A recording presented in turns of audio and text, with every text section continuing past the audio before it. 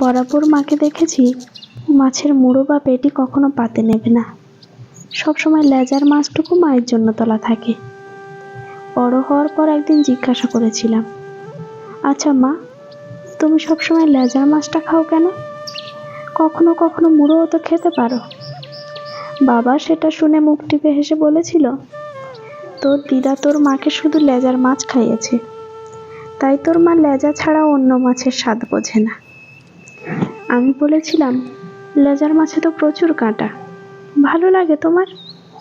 মা হেসে বলেছিল, লেজার মাছে একটা আলাদা মিষ্টি স্বাদ আছে, আমার খুব ভালো লাগে। লেজার নিচের কাঁটাটা নাকি মায়ের ভীষণ পছন্দ, মুখে দিলে মুচমুচ করে আওয়াজ হয়, তার জন্য আরো বেশি ভালো লাগে। পেটুকামি টেস্টের কথা শুনে একদিন লেজা খেয়ে দেখেছিলাম, কাঁটার কাঁড়ি ছাড়া বিশেষ কোনো স্বাদ বুঝিনি। এরপর মামা বাড়ি গিয়ে খেতে বসে লক্ষ্য করলাম দিদার পাতে ছোট্ট একটা লেজা আর মায়ের পাতে একটা কিং সাইজ পেটি।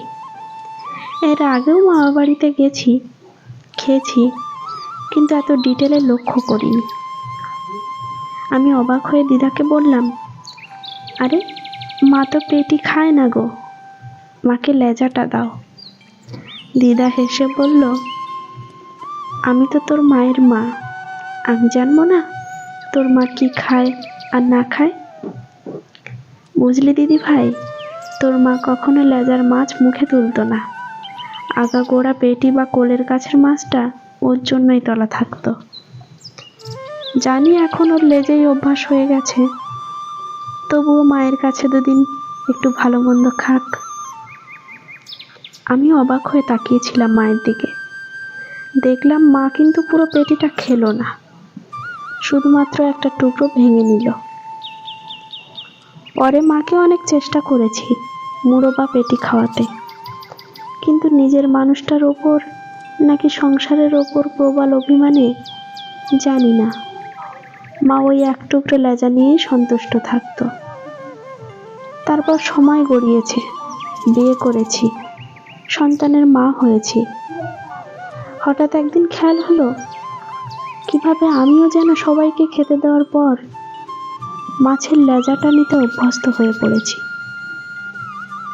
কতদিন হলো আমিও পাত সাজিয়ে খেতে বসি না।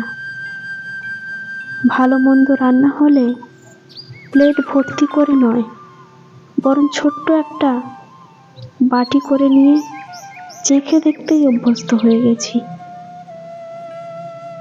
না জোর করে নয়, বাধ্য হয়েও নয়, সবাইকে দেওয়ার পর শেষে যেটুকু থাকে সেটুকু নেওয়াটাই কবে যেন নিয়ম হয়ে গেছে।